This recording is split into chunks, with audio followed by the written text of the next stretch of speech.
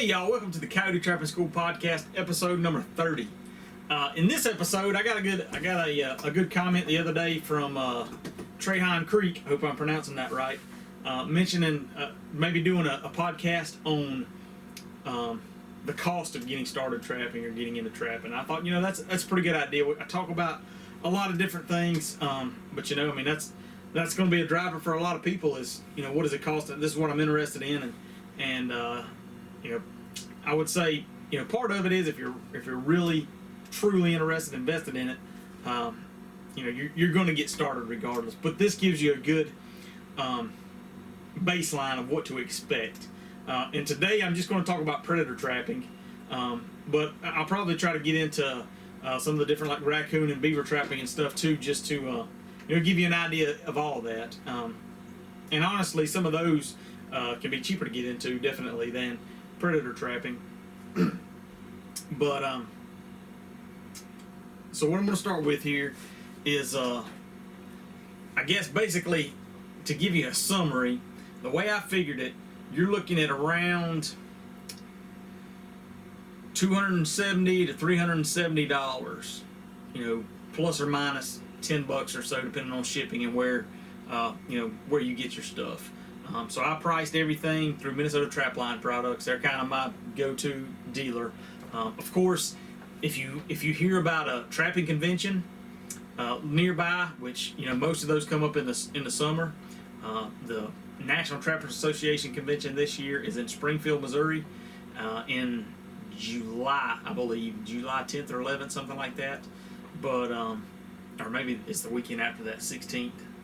But anyway. But then, like George's is typically in September. So a lot of them, July is kind of early, but a lot of them August and September. And if you can go by those, there's trap and supply dealers there. And, they may have a special on some traps. You'll save on shipping. So I would definitely say that's a great place to get started. You can, see what you're buying, ask questions if you've never bought, if you're totally new to it, compare different things. So that's a great place to start. Like I said, I just got some generic prices here from Minnesota Trapline Products, really across all the trap and supply dealers. If you look online, unless they're running a special, they're all pretty similar, pretty close. So, but to start with, traps, of course you need traps. And I priced them by the dozen. To me, you really need a dozen to make it worth it. Unless you just got 20 acres at your house and you just want to trap, to keep your foxes down, or if you got a coyote and you got chickens or whatever and you want to kind of keep them safe, if you got 20 acres, get 6 traps, get 3 or 4 traps, that's fine. But if you're a member of a hunting club or have access to some property and you really want to start trying your hand at it, to me a dozen is a minimum. That's going to be a good starting point where you can cover some ground, get some good sets out, because most people, myself included, recommend if you make a set at a location, put 2 sets in. Put a dirt hole and a flat set, or a dirt hole and a scent post, or something like that. And so, that gives you. Really, that only gives you 6 locations. Even if you got 100 acres, you cover 100 acres with that pretty well, or more than that. But just saying, just trying to give you some context. So, to me, if you're seriously wanting to get into trapping, a dozen is kind of a minimum, and they range. So you could get a dozen Duke number 2s for $96 a dozen, less than $100. So that's pretty cheap. That's where I got the $270 versus $370 from. Is Dukes versus MB550s. So Dukes, $96 a dozen. If you get a chance to go to a trappers convention, and I've got videos about this comparing them, there's a huge quality difference and quality, but also just kind of ease of use. With the night latch, the beefed up chain and swivels. If you're serious about catching coyotes, you're going to get longer life out of your MB550, or a heavier duty trap. So, personally, I would not recommend Dukes for coyote trapping anyway, but to each his own. I did price some number 2 Bridger Douglas, so I ran some of those last year, and I was pretty satisfied with them. They're $137 a dozen, so a little bit more expensive than the Dukes, and I'd say well worth it. If you're wanting to get started predator trapping, coyotes, bobcats, foxes, and you didn't want to spend, so MB 550s are $204 a dozen. Twice what, twice what the Dukes are, $60 more than what the the Bridgers are. So if you want to start, but most everybody's usually budget limited, I say those Bridger number 2s are a good, kind of a good middle ground. They've got some perks like the night latch on the pan, no dog, and then they have all mine are outside, dyed, but they also got a better chain and swivel. So that's what I would recommend. It would be a good starting trap. Is the number 2 Bridgers, not quite as expensive. One thing that I would say to look out for is I noticed that the night latch, the notch in the pan, has a little bit longer shelf, so to speak, than I would like. So my preference is, ideally when you hear that click and that night latch engages, the next movement of that pan causes it to fire. And with those Bridgers, what I noticed is some of them, you click and you hear that night latch engage, you can still get a little bit of pan creep before it actually fires. So that's the only thing I would caution on that. Overall, like I said, I really didn't have any negatives about the number 2 Bridgers. And traps is always something you can sell your used traps and buy used traps. So that's a thing, especially at conventions. There's always guys that are sitting out front. You've got a bunch of used traps. Looking on Facebook and Trapper Man and different things. I mean, you can come across some used traps to get you started that way too. So those are your options as far as traps. Like I said, $100 to $200. You can spend whatever you want to get a dozen. If you're kind of caught in the middle, I'd say those Bridger number 2s are a good compromise, a good starting point. So you got your dozen traps. You got to have stakes to hold them. This year I've been using the Wolf Fangs, and I've been really happy with those. The Wolf Fangs are $15 a dozen. Of course, you got to get the driver. So the Wolf Fangs are a cable stake, and so they're kind of considered a disposable stake. They're a disposable stake, and I run them in kind of semi-hard ground.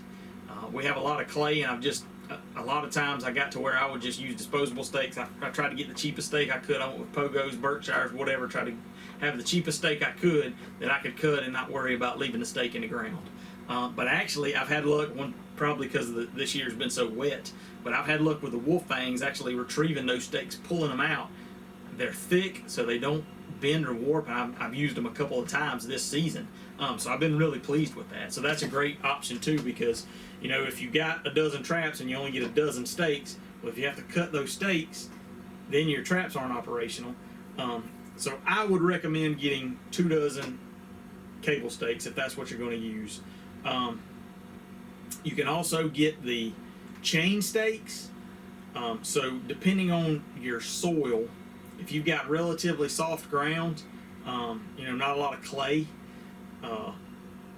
you can get the chain stakes, which the MB chain stakes, the Minnesota brand has chain stakes that run, I think they run like $30 a dozen. So the price of 2 dozen Wolf Fangs, you can get those chain stakes for the most part are permanent. You put those on and you reuse them, and the only thing is you got to have a puller, so that's extra cost. Of course, with your disposable stakes, you either need a S-hook tool or well, I'm getting into this, so you don't necessarily need anything additional with the Wolf Fangs. If you plan on using them as disposable, you got to have more stakes. You can invest in a stake puller. Most of the trap companies sell stake pullers. If you got a welder, it's pretty easy to weld one up yourself, so that's not a big deal either. Then you got to have something to attach the trap and the stake. Now I use just the heavy duty J hooks. So I've got an S-hook tool. I've got 4 or 5 of them because I always wind up losing one, so it helps to have a lot. But that's an extra expense. One thing I noticed that Hoosier Trapper Outdoors uses is they use big split rings, and that's how they attach their trap to their stakes, drags, whatever. Those are $5 a dozen. So that's pretty easy. You don't need any extra tools to install the split rings like you do if you're just using the J hooks. So I threw that in there because that seemed to me like the cheapest option. Those guys are serious trappers, and they know what they're doing. And if that's working for them, then that's a viable option for sure. Most states require you to have trap tags, so be sure you don't overlook that when you're looking over your regs. make sure. And I just thought about it. One thing I didn't include in this cost to get started trapping is your trapping license. Depending on, it's $30 here in Georgia. I don't think for a resident typically it's not too expensive, but that's something that you're probably going to have. That's an additional expense. And there's some others that we'll cover. I'm really talking mainly about the specific trapping gear. So trap tags. You need those in most places to stay legal. They sell some write your own trap tags, $3 for 25 tags, and they're just aluminum. You take a pencil and put it on a wooden surface. I think it's wood, and then kind of etch your name, address, license number, whatever's required in the trap tag, and then you can install, put it on the trap tag. Those are cheap and easy. If you're realistic about sticking with it. I think it's worthwhile to get the copper trap tags. They're stamped, so they're more permanent. The lowest quantity that you can buy those in is 50 tags. It's $15 for 50 tags, and it doesn't hurt to have extras because you excuse me, I feel like I'm getting scratchy. It's not going to hurt to have extras because you're going to have coons and whatnot that tear your tag off, and so you need to. I always keep a few extras with me in my trapping bag or in my truck to make sure I'm trying to stay legal. If I realize, I'm missing a trap tag here, so keep that in mind. You need some way to treat your traps and your stakes. Well, not necessarily your stakes, but I pre-attach all of my stakes and my traps before I get ready, and I treat all of them. The cheapest option there is just using logwood dye. It's $4 for a thing of logwood dye. You can dye a couple dozen traps with one bag of logwood dye. All you need is a big pot. You simmer that. You get that dye simmering, or you get the water simmering. You put your dye in there, and then you put your traps in there and let your traps simmer. And then you're really trying to protect those traps. You're treating those traps to protect them because you're fixing to take that metal trap and go sit it out in the dirt and the mud and the rain, and the metal's going to rust, right?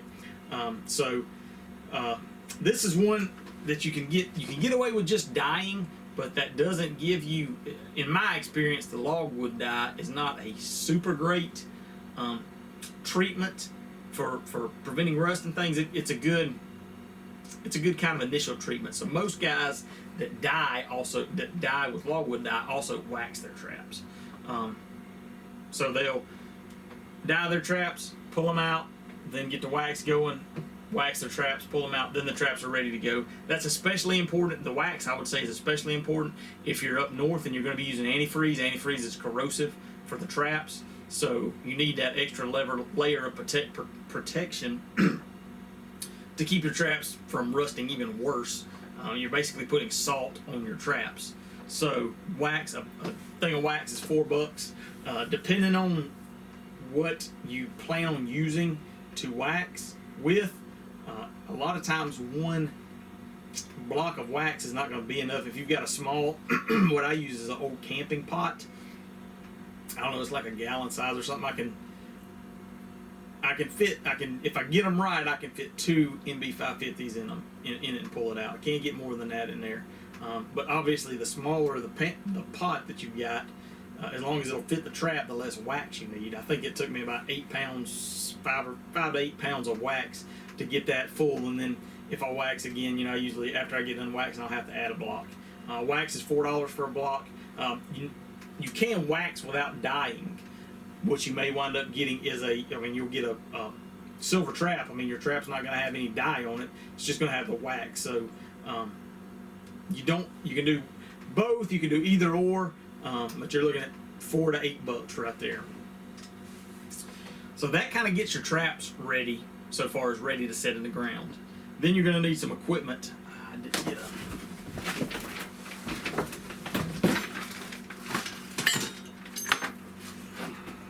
So here, there's your logwood dye right there. Simple, easy, $4. Letters.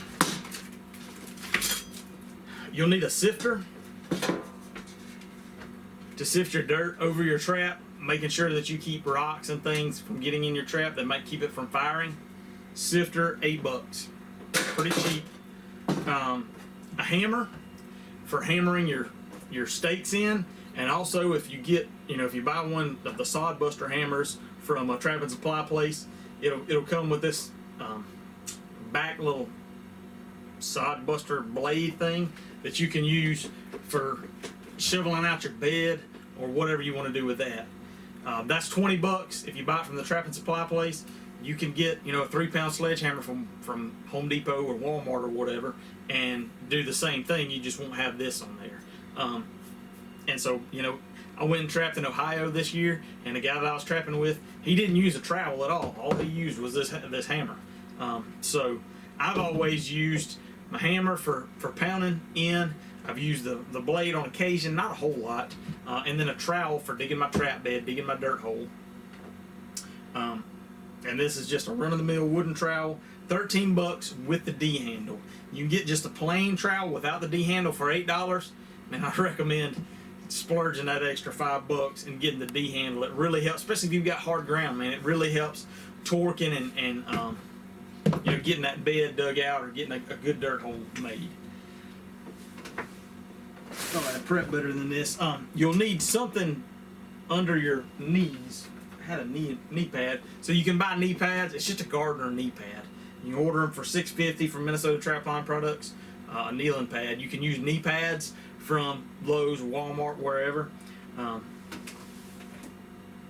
So that's all of the items that I used from the trapping and set making aspect to add up to what it costs to get started trapping.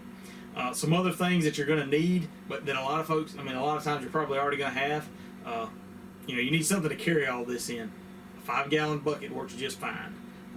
It's even more handy if you got one of those bucket caddies or bucket bosses that go around it, and you can stick some of your tools, your lures and stuff in there. That makes life a little bit easier. Or just you can get some of these trapping bag not trapping bag, but tool bag combos with the big bag and the small bag for $10-15 if you catch them right. And those work good for this big bag for you putting your tools in, for the small bag for putting your lures and baits in. So that's an option too. You probably got one of those around the house, like I said, a bucket or something if you want to be real cheap. Boots, I prefer to wear rubber boots. There's guys that will wear leather boots. You need something, obviously you're going to wear something. Gloves, you can get. I like the rubber palm cloth back gloves. We don't get cold weather, so I like my hands to be able to breathe. And you get those for a couple bucks at Walmart or Harbor Freight. If y'all got Harbor Freight near you, that's a great place to get some of this stuff cheaper. And pan covers. That's another thing. I buy a big bag of polyfill from Walmart. That lasts a long years. That's way more because you just use a little smidge of it.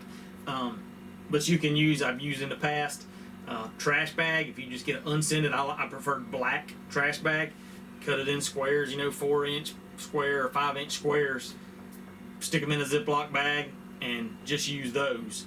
You can buy pan covers that come in fiberglass and aluminum screen. Those work fine too. And then, I've used coffee filters. You can use toilet paper. You can use all kinds of different things. Make sure it's something that's unscented.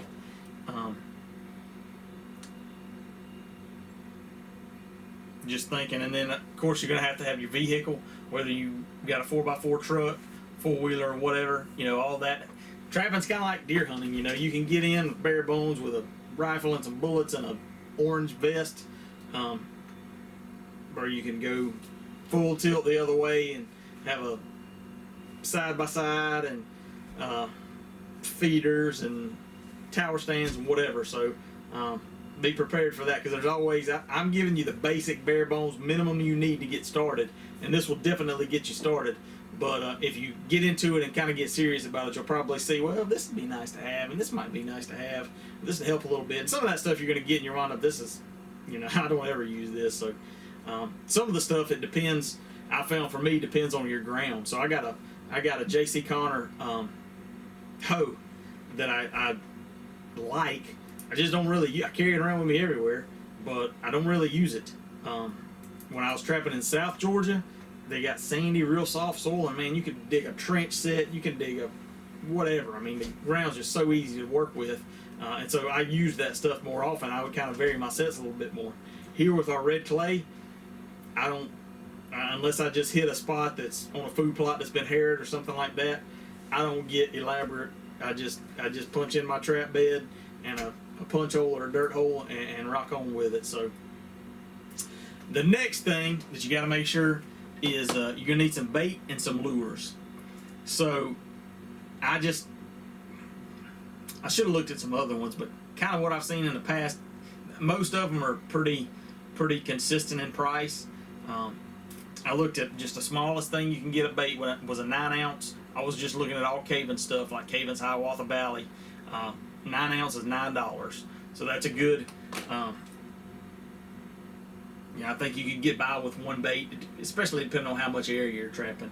With lures, 1 ounce jars of lure are about $7 a piece, and I would recommend 4 of those, just so you can vary it up some.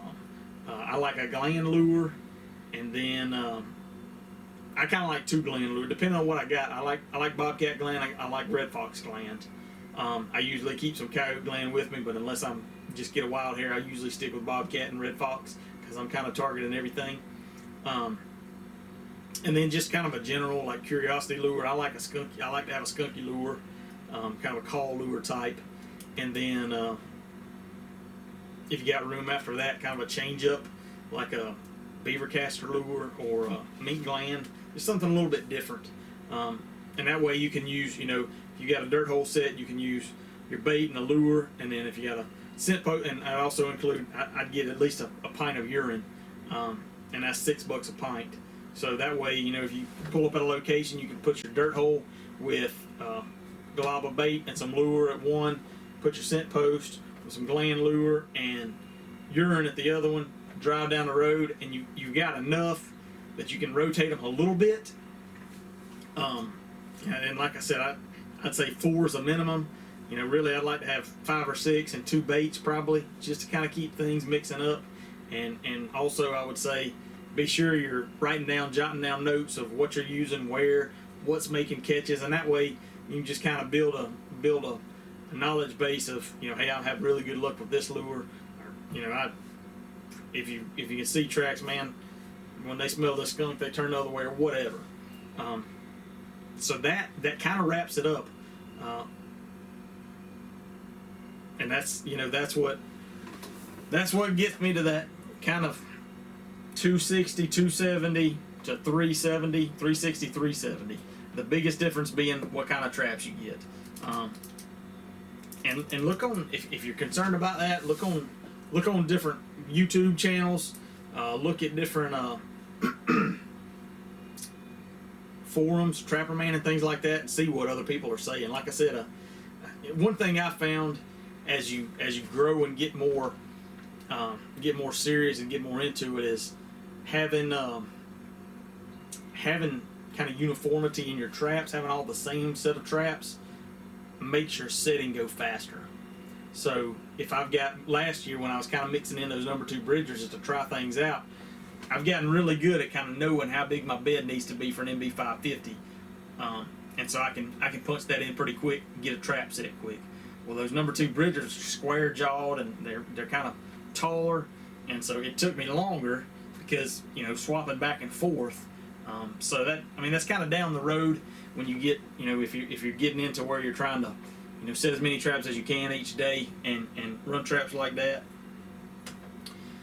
But that's it. That's a general, pretty solid starting point. Of course, depending on what you're. Okay, so another thing that you need to take into account is catchpole. Georgia law requires us to carry a catchpole. I don't know that all states do, but I think a fair number of states do. You could buy one of those, a super nice catch-all catchpole, $100. You can make one from PVC pipe and some cable or rope. So that's totally up to you. Of course, you're gonna need something to dispatch with. 22 pistol or rifle will work just fine. I've heard had people question about using a 17. To me, the biggest thing with that is I don't know about I've never messed with 17s before. I don't know about expansion or anything, but 22 rifle or 22 Magnum even. I'm talking about either using 22 Magnum or 17s versus a 22. 22 ammo is just so cheap. So that's one kind of caveat there. But I think that has everything covered. I hope that's helpful. If you're interested, to give you a starting point, like I said, you can go one way or the other so far as how much you want to get into it. Oh, what I was going to say though is, if you're going to be doing any fur processing, depending on what you're going to do with your catch, at minimum you may need a skinning knife if you got a buyer or a contact that'll buy greased fur, so just skinned and thrown in the freezer. Then all you need is a skinning knife and maybe a gambrel or some way to hang them up. But if you're going to get a little more into it, you may need a fleshing knife or something like that too. So all that stuff, you take that as it comes, it adds up. But that's all part of it too. And I'll try to. Well, that's pretty straightforward, because I would say you're gonna need your fleshing knife. You're gonna need your skinning knife. If you're gonna be putting up furs, you got to get stretchers, which a lot of times you can get those used. And then if you're using wood stretchers, you need a wedge or a belly board. But those, like I said, that's all down the road. If you're interested in getting started trapping, that's a good starting point. Spending $300 to $400 is what you're looking at. And so I hope you are. I hope that gets you excited. Less than the cost of a good deer rifle, right? So and this stuff, that's the thing with buying these traps. I mean, I got some of these traps. These things are older than I am, and I don't necessarily use them, but I definitely still could. And that's the way these traps are, especially your MB550s. Is your grandkids are going to be able to use those down the year. So especially if you take care of them. So anyway, hope that's helpful. Hope y'all are. I guess ours. I imagine most of your season's kind of wrapping up. I know a lot of folks have talked about their coyotes and things being rubbed. So we're still rocking along. Got another week left as this gets posted at the end of February, and ours goes out at the end of February. So y'all hang in there. Hope you. There's fur sales coming up. Some of you may have already sold fur. I've gotten some messages from different fur sales around, and prices seem kind of hit or miss. I noticed one thing that really stood out to me was one area of Indiana or Iowa or somewhere kind of in the Midwest. Gray foxes were selling for like $20 a piece, and reds averaging like 3 or 4. That really surprised me. It's funny with that fur market. You never know how it's going to go. But anyway, if you got fur at the market, hope that's going well for you. We'll see you next time. Thanks for watching.